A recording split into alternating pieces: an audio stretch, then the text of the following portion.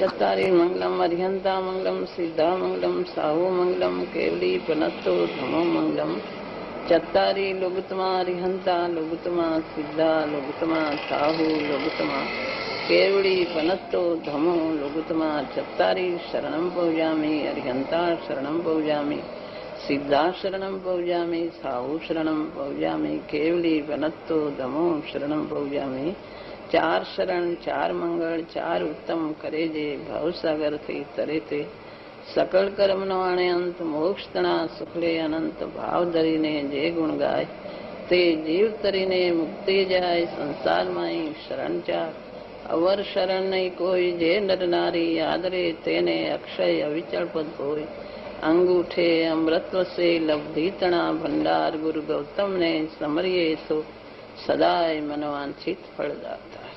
आत्मा भीतर में आत्मा को पीछा नहीं, आत्मा का स्वभाव वो ही धर्म है। आत्मा में दर्शन है, आत्मा में ज्ञान है, आत्मा में चारित्र है, सब आत्मा में है, आत्मा से बाहर नहीं है।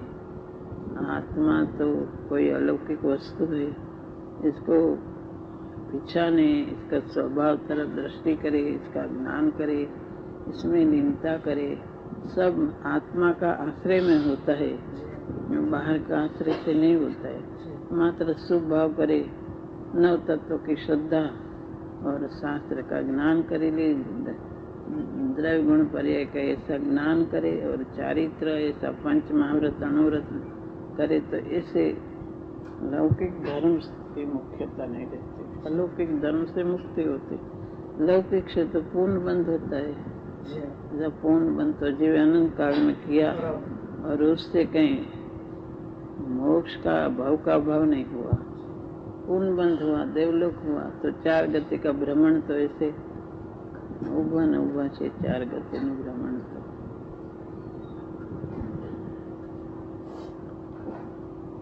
जिन धर्म को अपना दृष्टि प्रदान धर्म कहने में मुख्यता बराबर बने रहे, दृष्टि प्रधान धर्म है। आत्मा तरफ दृष्टि करे, आत्मा को पीछा नहीं, आत्मा की स्वानुभूति करे, उसकी प्रधानता रहती। जैन धर्म की प्रधानता स्वानुभूति में है, द्रव्य पर दृष्टि करने में प्रधानता रहती है।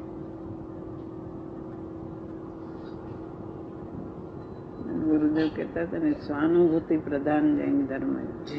स्वानुभूति की प्रधानता रहती है, आत्मा की यथार्थ स्वानुभूति। वो ध्यान करते तो कितना लोग एम कहे कि हम हमारे अनुभूति हो गई, ऐसे ध्यान करते अनुभूति कल्पित अनुभूति हो जाए, ऐसी अनुभूति नहीं। और आत्मा को पहचान करके, आत्मा का अस्तित्व ग्रहण करके नायक का वेद ज्ञान करे, नायक ऊपर दृष्टि करे, पीछे स्वानुभूति होती, वह स्वानुभूति यथार्थ होती। અત્યારે કેટલાય लोग ध्यान करे छे, बोध करते, ऐसा ध्यान करते ने कल्पना करते, कुछ मिलता नहीं है, इसलिए कुछ शांति नहीं है, ऐसा कहते हैं। कोई मुंबई में ऐसे को ध्यान करते कहते हमको शांति नहीं है। क्या आत्मा को ग्रहण नहीं करते? आत्मा का अस्तित्व ग्रहण करे बिना ध्यान करे तो ये ऐसे कल्पना मात्र, ऐसे एकाग्रता करे, विकल्प को मंद करे और शुभ भाव रूप होए, पछी मेरे को प्रकाश हो गया, ऐसे कल्पना हो जाती है। पर आत्मा का स्वभाव को पीछा नहीं, आत्मा तरफ दृष्टि करे, आत्मा के यथार्थ ज्ञान करे, पीछे उसकी सहानुभूति यथार्थ होती है। यथार्थ ज्ञान पूर्वक यथार्थ ध्यान होना चाहिए। बराबर।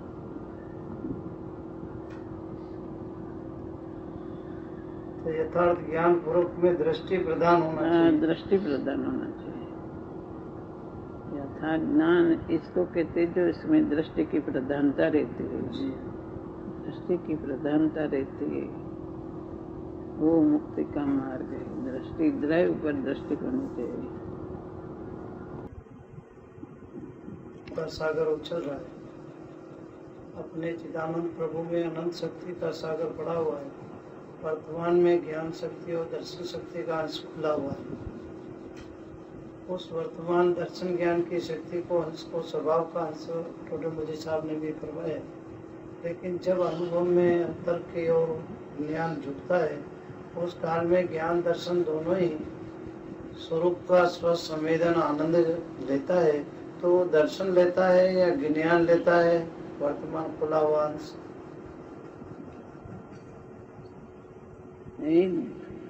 दर्शन भी लेता है और ज्ञान भी लेता है और लीनता भी लेता है जी।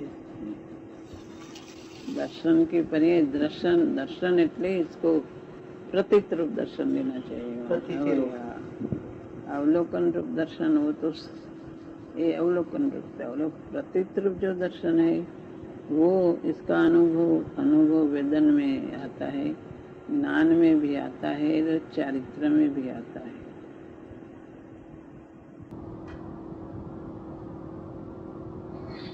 ज्ञान की ही मुख्यता से आत्मा स्वभाव के अन्य शक्तियों का वेदन में प्रत्यक्ष कहा जाता है, जानने में आता है आत्मा की अनुभूति में।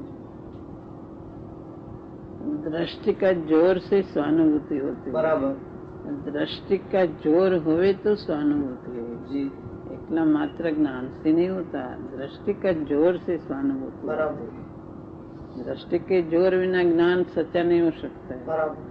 दृष्टि का जो जोर होता है तो ज्ञान सच्चा होता है। दृष्टि के जोर बिना स्वानुभूति में ऐसी जमवट होती नहीं है।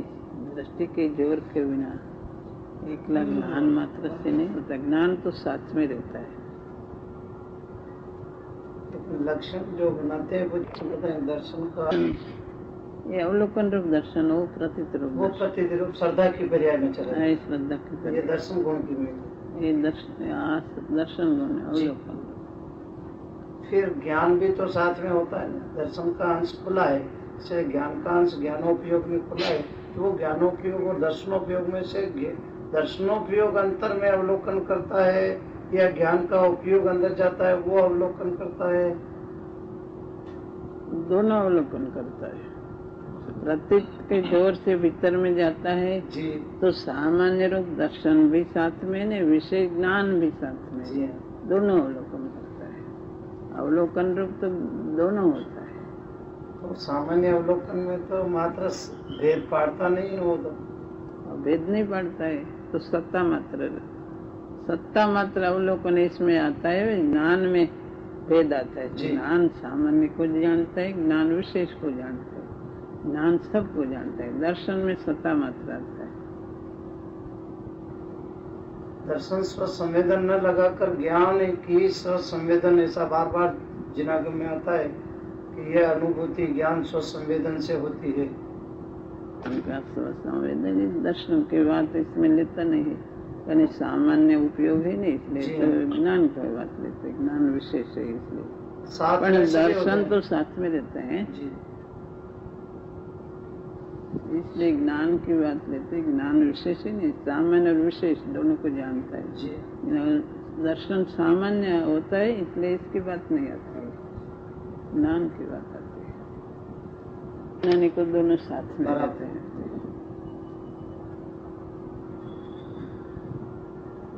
परिणति तो चलती रहती है, उपयोग भले बाहर जाए तो भी परिणति जो स्वसन्मुख अमुक परिणति अमुक अंश हुई, वो परिणति श्रद्धा की स्वानुभूति की के बाहर में आवे सविकल्प दशा में, तो भी अमुक परिणति तो चलती रहती है। उपयोग भले बाहर जाए तो नायक की नायक रूप परिणति, शुद्ध परिणति अमुक अंश से प्रकट हुई, वो चलती रहती है।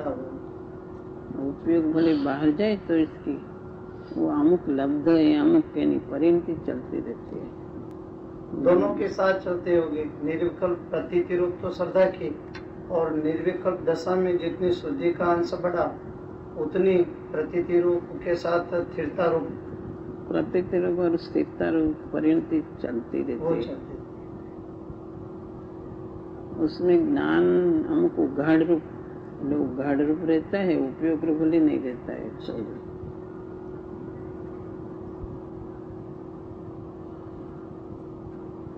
લબ્ધ રૂપ કહેते नहीं, तो इसको लब्ध એટલે गुप्त છે એમ નહીં, પણ लब्ध એટલે અમુક ઉઘાડ રૂપ પરિણતિ रहती है। उपयोग भले बाहर जाए तो भी ज्ञान की भी रहती है, प्रतीत की रहती है, चारित्र की रहती है, परिणति शुद्ध परिणति रहती है। ऐसी दशा सहजपणे चलती रहती है। सहजपणे चलती रहती है અને સહજ પુરુષાર્થ है। सहज એટલે इसकी कृत्य दशा हो गई ऐसा नहीं, पर सहज पुरुषार्थ चलता है। ऐसे सहज पुरुषार्थ स्वसन्मुख अमुक परिणति तो सहज रूप चलती है, जिसके साथ में पुरुषार्थ भी रहता है। साधक दशा है तो सहज पुरुषार्थ तो रहता है साथ में। सहज पुरुषार्थ लागू पड़ता है, सहज पुरुषार्थ रहता है। દ્રવ્ય પોતે कृत्य द्रव्य अपेक्षा पूर्णता पण अमुक अंश हजी तो पर्याय में प्रकट हुआ, इसलिए पुरुषार्थ सहज साथ में रहता है। वस्तु शुद्ध परिणति साथे होय, द्रव्य पर दृष्टि होय, भेद बराबर तो એને વ્યવહાર પ્રજા નહીતર વ્યવહાર કેવાય માત્ર કે વ્યવહારી કેવાય જાતનો એકલો વ્યવહારી વાસ્તવિક વ્યવહાર નહીં છે, નિશ્ચય સાથે વ્યવહાર હોય એ વ્યવહાર છે। એને ભાવના છે, જિજ્ઞાસા છે કે મને આત્મા કેમ પ્રગટે, દ્રવ્ય ઉપર દ્રષ્ટિ કેમ પ્રગટે, વિતરાગ ભાવની ભાવના કરે, જિજ્ઞાસા કરે, સમ્યક નાયક અને શું ભાવ સાથે આવે તો શ્રાવકો એ વ્યવહાર હોય છે શ્રાવકોને। બાકી સાચો વ્યવહાર તો સમ્યક દર્શન પૂર્વક હોય છે। દ્રષ્ટિમાં ન નિશ્ચયનો વ્યવહાર ન પરલક્ષી વ્યવહાર,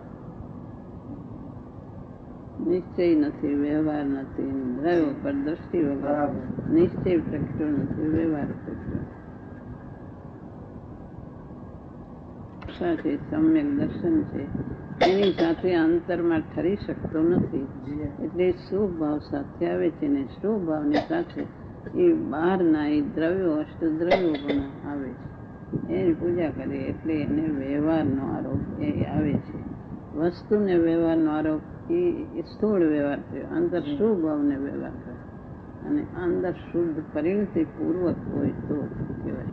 ખરેખર તો આપની ही પૂજા ચલતી હોય, દ્રવ્ય ઉપર દ્રષ્ટિ છે કે હું આત્માની મહિમા છું, પણ બહાર શુભ ભાવમાં વિતરાગતાની મહિમા આવે છે। શુભ ભાવમાં વિતરાગ જીનેન્દ્ર દેવ વિતરાગ થઈ ગયા, સ્વરૂપમાં જામી ગયા, ઠરી ગયા। ઓહો વિતરાગ દશા, એ જીનેન્દ્ર દેવ જેને વિતરાગી દશા પ્રગટ કરી છે, જે આત્મામાં સંપૂર્ણપણે સમાઈ ગયા છે, એનો જેને આદર છે કે ઓ એ દશા આદરવાયો છે, ધન્ય તે વિતરાગી દશા જીનેન્દ્ર દેવ, એમ એને મહિમા આવે છે ભગવાન ઉપર, એટલે એને પૂજાની ભાવના આવે છે।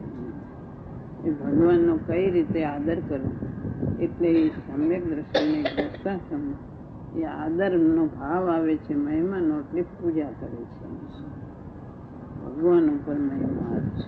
એની વસ્તુઓ છૂટી ગઈ છે અને સર્વસંગ પરિત્યાગ થયા છે, એટલે ભગવાનના દર્શન કરે છે, દર્શન કરીને પણ મહિમા કરે છે, સ્તોત્ર રચે છે, બધું કરે છે।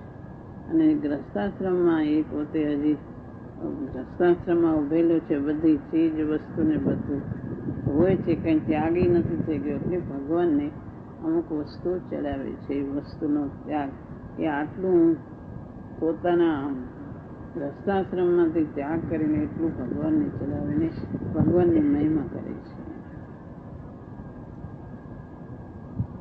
પોતે પોતાના શરીર માટે, કુટુંબ માટે બધું વાપરતો હોય છે, એ ભગવાન તો સર્વોત્કૃષ્ટ છે, માટે ભગવાનની પૂજા અને મહિમા આવે છે એટલે પૂજા કરે છે વસ્તુઓથી, એ ઉત્તમ વસ્તુઓથી પૂજા કરે છે।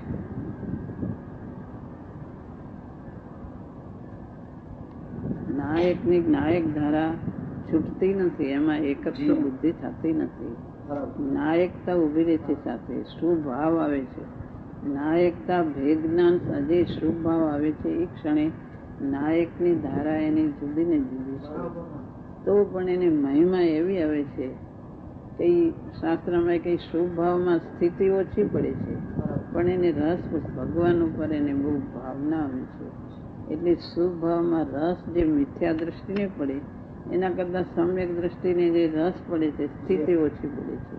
કારણ કે અંતરમાં જો સમય જાય તો તરત એ બધું એની સ્થિતિ નથી લાંબી પડતી. એ મિથ્યા દ્રષ્ટિની સ્થિતિ પડે છે અને રસ પડે છે ભગવાન ઉપર. કારણ કે એ સ્વભાવની મહિમા એને છે, જે આત્માને સ્વરૂપ જાયનું અને એ સ્વભાવની મહિમા આવી છે. સ્વાનુભૂતિ દશામાં અને પ્રતીતમાં જે મહિમા આવી છે, એ મહિમા કે આ અંશ પ્રગટ થયો છે, પૂર્ણતાની જે મહિમા આવી છે, એ મહિમા પોતે અંદર ઠરી શકતો નથી. ભગવાન ઉપર મહિમા આવે છે, શુભ ભાવ આવે છે. આ ભગવાને સર્વોત્કૃષ્ટ કેવળ જ્ઞાન દશા પ્રગટ કરી, વિતરાગ દશા પ્રગટ કરી. ધન્ય તે મુનિ તે વિતરાગ દશા, એમ મહિમા આવે છે શુભ ભાવમાં.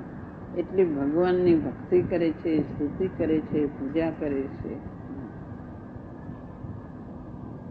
પણ એ ક્ષણે પોતાની નાયકની ભેદ જ્ઞાનની ધારા એને જુદી ને જુદી વર્તે છે. પદ્મનંદી આચાર્ય ભગવાનના સ્તોત્ર રહ્યા છે.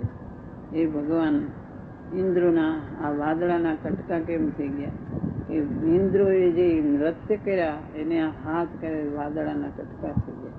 ભગવાન તમને બધે દેખું છું, એવી રીતે ભગવાનની સ્તુતિ કરે છે. તમે જ જગતમાં સર્વોત્કૃષ્ટ છો, તમે જ આદરવા યોગ્ય છે. ભગવાનની સ્તુતિ. તમારા દર્શનથી આ થાય છે, તમારા દર્શનથી પાપ નષ્ટ થાય છે, તમારા દર્શનથી અનેક જાતની સ્તુતિ કરે છે. પણ અંતરમાં નાયકની ભેદ જ્ઞાનની ધારા જુદી વર્તે છે. એ બહાર દેખવામાં ના, અંતરની પરિણતિ એની જુદી વર્તે છે. જેમ તારા ચાલુ છે એટલે અંદરમાં નાયકની પકડ એને ચાલુ રહે છે. તો એવી રીતે જિજ્ઞાસુને પણ ભગવાનનું બહુમાન કરતા ભગવાન વિતરાગ થઈ ગયા. વિતરાગતાનો આદર છે, પોતાની રુચિ છે. રુચિ એને રુચિ પ્રમાણે છે. મને આત્મા કેમ પ્રગટ થાય, મને ભગવાને જે આત્મા પ્રગટ કર્યો એવો આત્માનો મને આદર છે. એ આત્મા મને કેમ, એવો નાયક મને પ્રગટ થાય, એવી નાયકની પરિણતિ મને પ્રગટ થાય, એવી અંતરમાં ભાવના. તો ભગવાને આવી દશા પ્રગટ કરી, દશા આદરવા યોગ્ય છે. એ એવું સ્વરૂપ આત્માનું છે, જેવા ભગવાન છે એવું હું છું. તો એવો આત્મા મને કેમ પ્રગટ થાય, એવી રુચિ એને સાથે. રુચિવાનને એવી રુચિ હોવી જોઈએ કે ભગવાનનું વિતરાગી દશાનો આદર છે. ભગવાનનું અનુપમ સ્વરૂપ છે, એવું મારું સ્વરૂપ છે, એ મને કેમ પ્રગટ થાય, એવી ભાવના સાથે. રુચિ પુષ્ટ થતી, રુચિ પુષ્ટ, વિતરાગ દશાની રુચિ, આત્માની રુચિ પુષ્ટ થાય. જેવો ભગવાનનો આત્મા એવો મારો આત્મા છે, એવો આત્મા મને કેમ પ્રગટ થાય, આત્માની રુચિને પુષ્ટ કરે. ભગવાનને જોઈને એને એવી ભાવના થાય, હું આવું સંપૂર્ણ પણ કેમ પ્રાપ્ત કરું, આવું સ્વરૂપ મને કેમ પ્રાપ્ત થાય. ભગવાને જે માર્ગ પ્રગટ અંતર એવું મને કેમ થાય. પહેલેથી છેલ્લે સુધી ભગવાન ને જે પ્રગટ કર્યું મને બધું કેમ પ્રગટ થાય. એની પોતાની રુચિને પુષ્ટ કરે. એ પોતે વિતરાગી દશાનો આદર કરે.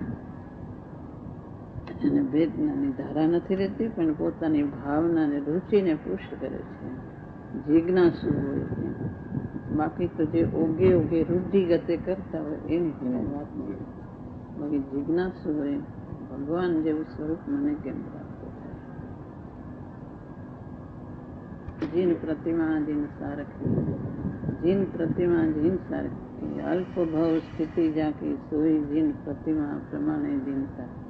જેની ભાવ સ્થિતિ અલ્પ છે તે જીન પ્રતિમાને નિશ્વર જેવી છે. કારણ કે ભગવાનની મુદ્રા જે છે સમોસરણમાં બેઠા એવી મુદ્રા જીન પ્રતિમામાં. એવી રીતે એ ભગવાન યાદ આવે, ભગવાનની મુદ્રા દેખીને ભગવાન યાદ આવે. એવી રીતે ભગવાનને જે સ્વીકારે છે કે આ ભગવાનની જ મુદ્રા છે, જાણે ભગવાન બેઠા હોય એમ સ્વીકારે છે. એ અંતરમાંથી અલ્પભાવ સ્થિતિ જાગૃત જોઈને એ અંતરમાં રુચિપૂર્વક વિતરાગ ભગવાનની બિંબ જોઈને અને અંદરમાં ચેતન, પોતાનું ચૈતન બિંબ એને યાદ આવે. ટંકુટ ચૈતન બિંબ પણ આવું જ છે સ્વરૂપમાં. બસ લીન થઈ જાય એવું છે. આ બહાર જવું એ મારું સ્વરૂપ નથી, અંતરમાં જવું એ જ આ ચૈતન્ય દેવનું સ્વરૂપ છે. એવા ભગવાન છે એવો જ હું છું. દ્રવ્યગુણ પર્યાયને જાણે, પોતાના દ્રવ્યગુણ પર્યાયને જાણે છે. ભગવાન કેવા છે, ભગવાનનું દ્રવ્ય કેવું, એમના ગુણો કેવી, એને પર્યાયો કેવી પ્રગટ કરી, એમ વિચાર પોતાને વિચાર આવવાનો એક મહા સમર્થ નિમિત્ત છે ભગવાન છે. પોતે પુરુષાર્થ કરે તો આ ભગવાનનું સ્વરૂપ ચારે બાજુથી વિચારે. ક્ષણે ક્ષણે નાયક યાદ આવે. આ રુચિવાળો છે એને એમ થાય કે ભગવાન મારા હૃદયમાં રહે, જેવા ભગવાન છે એવું જ મારો આત્મા છે. અને ઊંડાણમાં રુચિ એમ રહે કે મને મારો આત્મદેવ કેમ પ્રગટ થાય, એવી રુચિ અંદર સાથે રહેવી જોઈએ. પણ એને એમ કે એવો પુરુષાર્થ હું કેમ કરું, ક્યારે કરું, આમ પુરુષાર્થ કરવાથી મળશે એમ સમજણ સાથે હોવી જોઈએ. સાવકોની ગ્રસ્તાશ્રમમાં એના કરતાં મંદિરે જાય તો એક શુભ પરિણામ આવવાનું કારણ થાય. પણ જિજ્ઞાસુ હોય તો એને વિચારવાનો અવકાશ છે. જિજ્ઞાસુ તે કોઈ ન સમજતો હોય, રૂઢિગત તો બધું હાલે છે. તો પેલામાં તો શાસ્ત્રમાં તો એક જ પડવામાં તો આખું સ્વરૂપ જાણે કે જીવન તેને ખ્યાલમાં આવે એવી રીતે પકડવાનું એક કારણ બને છે. ભગવાન સમર્થ ચારે બાજુથી વિચારવાનું, જે પુરુષાર્થ કરે તો વિચારી શકે. વિચારવાનું કારણ મને ભગવાન જિનેન્દ્ર દેવની મહિમા આવવાથી પણ વિચારવાનું કારણ બને.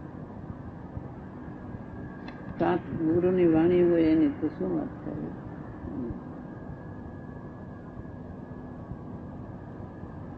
ત્યાંથી સમજ્યું નથી, એમાં સાક્ષાત વાણી કારણ બને છે. ભગવાનની ગુરુની સાક્ષાત વાણી હોય તો અંદરથી ચૈતન્યને પલટવાનું કારણ બને છે. ચૈતન્ય મૂર્તિ પણ આ જિનેન્દ્રના પ્રતિમાનું પણ એટલી જ મહિમા આવે છે શાસ્ત્રની. નહીં નિર્બળ ને નિકાચિત કર્મ ભગવાન જિનેન્દ્ર દેવ પ્રતિમાઓ ચૂકી રહે છે એમાં, પણ એ જાતની પોતાની પરિણતિ તૈયાર હોય, નિમિત્ત તો સમર્થતા ત્યારથી ઘણું બધું રૂઢિગતે થતું નથી, સમજણપૂર્વક થાય તો થાય છે.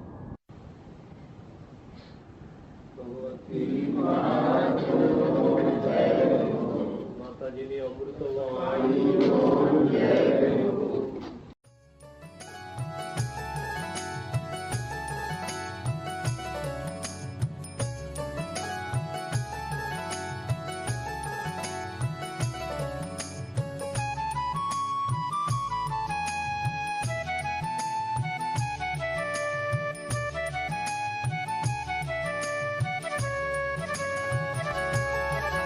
स्वर्णपुरी अति पावन